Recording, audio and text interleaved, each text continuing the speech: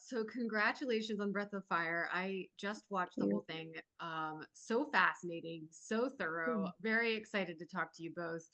And after I watched it, I was like, okay, I've got to read the Vanity Fair article that this is based on. So I like just did the whole like Yeah. deep dive on it. And I was thinking like, what was it about that Vanity Fair article? I think it was The Second Coming of Guru Jagat by Hayley Pappas that made you want to expand on this story. What lingering questions did you have? So we actually teamed up with Vanity Fair before the story came out. Oh, So yeah, so Smiley, it came, the story Yeah. came to us through a friend actually. Yeah, we basically we heard about Yogi Bhajan first and learned about the whole story that way. And she was in the second generation. She was raised in 3HO in New Mexico and had been talking to her. And she actually connected us with the Vanity Fair team, and they were also parallel pathing this a similar story. And so we figured it would be great to all team up together. And that's kind of how the Vanity Fair of it all happened. wow, that's so cool. And Yeah. there are, yeah, go ahead. We're gonna say something else. No, I was just going to say it actually wound up being quite complementary because we had sort of a lot of characters and access within the first generation and second generation, and they were bringing obviously a ton of sources and reporting from sort of the present day millennial presence and Guru Jagat's story. And so yeah, it sort of cracked the story even more open, and we teamed up for that reason. Yeah, I was thinking about how, the Vanity Fair article kind of, mostly focuses on Katie Griggs or Guru Jagat, but the documentary really delves into Yogi Bhajan's, the background with him and which is so fascinating. And I was wondering, how did you manage the push and pull between the two stories? Because they do connect, but Yeah. they're so fascinating on their own. Yeah, that was a challenge for sure. They're both expansive stories, and particularly with, the amount of time that we're covering. And this is a large community and many businesses and far reach. It was absolutely a challenge. But I think that, once we sort of had developed and shaped our idea and the series that we wanted to make, we knew that we wanted to tell this story in a character driven way and in a personal way. And for us, Guru Jagat was really our best way in to tell that story, and particularly examining her evolution from Katie Griggs into Guru Jagat. So 100% there was a push and pull, and I think that we ultimately landed on, we knew we wanted to tell the story of Yogi Bhajan of 3HO, of the first and second generation, but we ultimately had to find a way that we could tell that story in service of Katie Griggs' story. So where those two handoffs really made sense, when we could throw back to the past and dip into elements that really informed sort of her behavior and her, Rama Institute and where we were today. Yeah, and I think I'll add it was interesting when we were talking to both the Rama, the Guru Jagat people, and then the 3HO people. They would often say pretty much word for word the exact same thing. They were, seeking something, and that's why they, became into this in the first place. And then similar things like happened in both generations. So I think that was a really interesting way we were able to weave it, is that we Yeah. were to put their stories next to each other and see the same things were happening to the Yeah. people who joined in the 70s and 60s, and then people that are our age that were following. Yeah. Yeah, I think beyond even just like what was happening, those shared like emotional experiences of what they were searching for, that was sort of timeless. We would, like, to Smiley's point, the first generation followers and what they were looking for, and Guru Jagat's followers and what they were looking for, they really mirrored each other in a way that I think was fascinating. I found that fascinating too. And I also found it fascinating that thinking about, I watch a lot of documentaries about cults Yeah. and I watched Mother God, I watched the Synanon Fix. And I was thinking about how at the end of these people's lives, their body like betrays them. And in this case, it was the same way. And I was thinking about like, what do you think that has to like, what kind of trend is, or not even a trend, what does that say about these people that you know, that it's something that really was avoidable. Yeah, I mean, I haven't seen Mother God and I haven't seen this in an unfix only because I think we just had our belly so full Sure, with our I own totally cult get it. stories. Yeah. Yes, I A totally get little it. bit of time and space. But I think what we saw with Guru Jagat and with Yogi Bhajan was really a lack of self-care ultimately. You know, I think she wasn't taking good care of her health and her body. And, you know, we know that he wasn't either. And she was under a great amount of stress. And I think she also began to, you know, she began to surround herself with people and sort of perspectives that maybe weren't the healthiest. You know, I don't know that she was sort of getting the best counsel, particularly when she needed it, whether it was around her physical health or her mental well-being. And I would imagine that's a pattern that you can see in these communities and these types of leaders. Yeah, Smiley, did you have anything to add? I guess I think it's really interesting. I mean, in the documentary, they say that Mahani or someone says that they never saw Yogi Bhajan do yoga, and you know, he Yeah. obviously eating really unhealthy.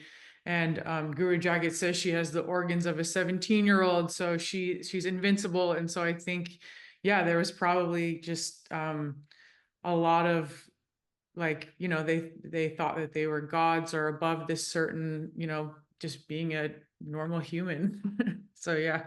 I Yeah. thought that was so fascinating. Because I was thinking, wow, I mean, maybe I've become like a cult Yeah. expert. I don't know if that's a bad thing or a good thing. Uh, Unfortunately. Yeah. Yeah. I think I just find them so fascinating because I feel like you see these tendencies in everyday life in groups, and it's just really Totally. interesting. Yeah. Um, there's a specific scene I wanted to ask you about, where one of Yogi Bhajan's victims reveals her first sexual encounter with him, and there's a brief sequence after she talks about this, of like just very brief, of outdoors and a sense of calm. And I wanted to learn about how you handled this delicate moment. Like it was almost like you were taking elements of meditation and peace and adding it into the Yeah. film, and I thought it was really powerful.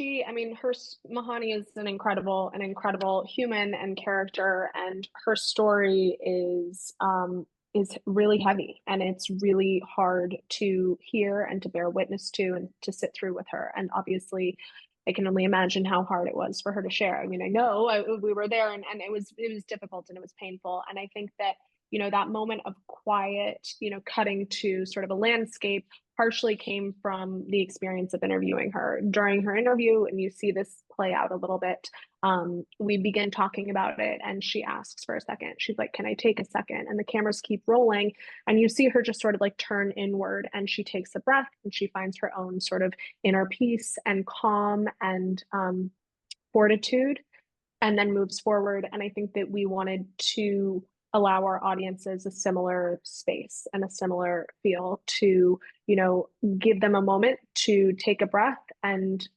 process what they had just witnessed and experienced alongside Mahani, and try to seal that a tiny bit before we moved on. Yeah, and I think, I mean, additionally, I don't know if it's you noticed, but we shot a lot of the subjects through a glass prism, you know, and we used that sort of like distorted reality to shoot some of our interstitials. And we shot Mahani in that through that as well, like having her peaceful moments outside. After the interview we conducted, we just like kind of went in the yard with her, and she meditated, and we shot her through this glass prism. And yeah, that was just kind of to evoke the altered sense of reality that a lot of these people lived in. And so, yeah, that was just a little element we used as well. Yeah, I really found that very moving and very well done to that moment, because I'm sure it's very hard to, you know, put those moments together. Um, there, another thing I noticed about this doc that I don't think I've ever seen in other documentaries about cult leaders is that there's like an element of sexism with like the way Yogi Bhajan was treated versus Guru Jagat. 100%. Yeah. That was so interesting to me, and I was wanted to hear more about that. Like, what was it? Is that something that you kind of were aware of ahead of time, or was that something that kind of came in gradually or organically?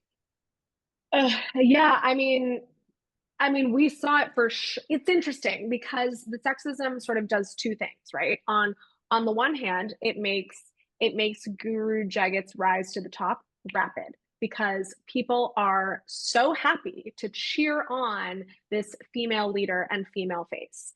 And then the moment she makes it to the top and she makes a misstep, and not just one misstep, obviously she makes multiple, but people are gleeful to tear her down. And that feels uniquely sexist. And I think, yes, we saw that. And we also saw that as a pattern that we'd seen in culture, particularly in women who came to power in the aughts or these rapid girl boss rises. It's like almost Elizabeth Holmesian, if Yeah, you can make that a word. yeah.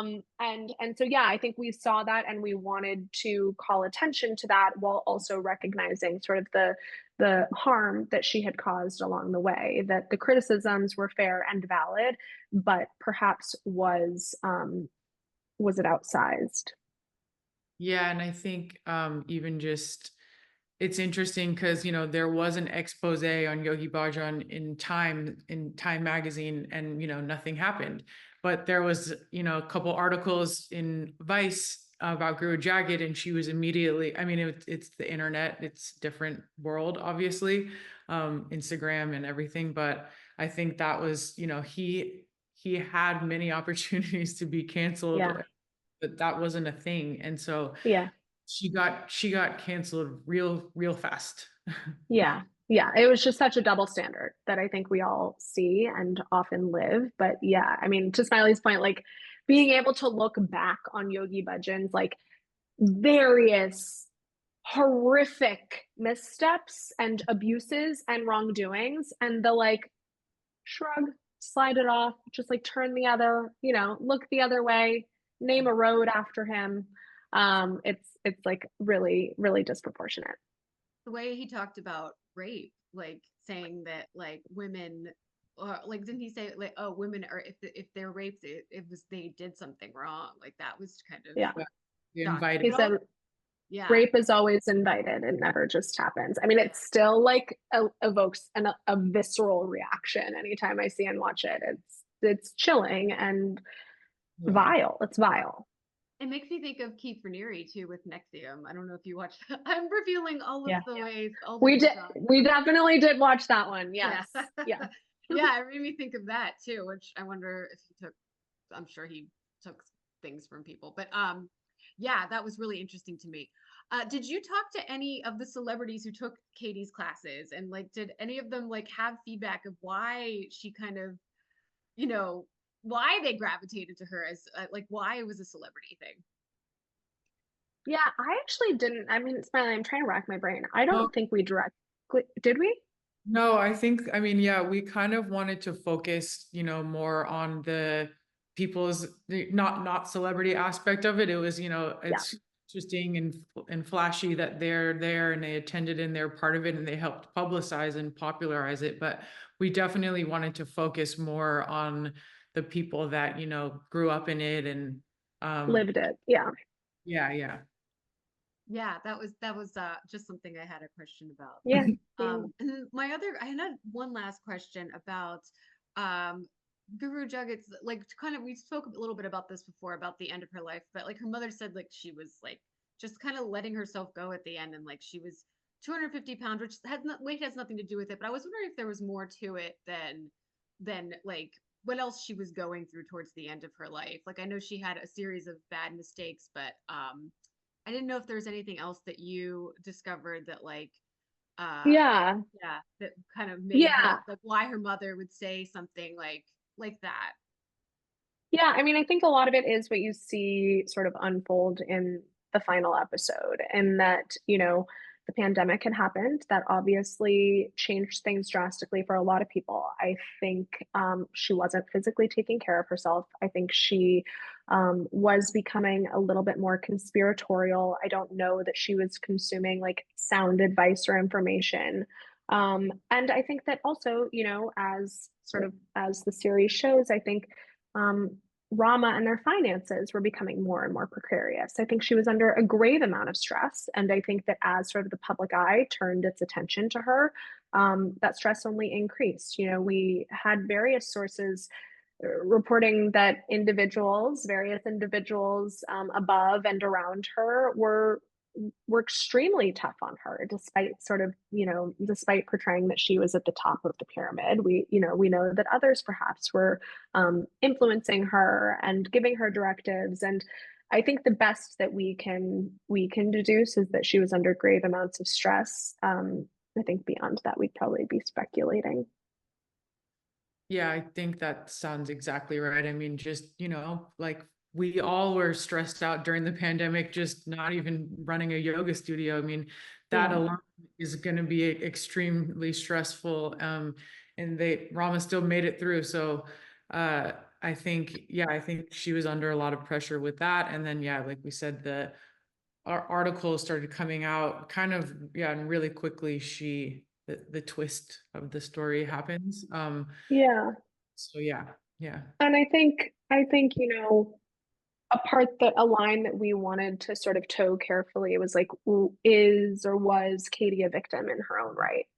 Was she under the influence of a coercive leader or spiritual teacher in her own right? And I think that for many, the case can be made, yes, she was. And, so beyond sort of the financial constraints, beyond, the stress of the pandemic or her physical well-being, I think we can only imagine, if that is the case, which many believe was the case, just how taxing that was on her.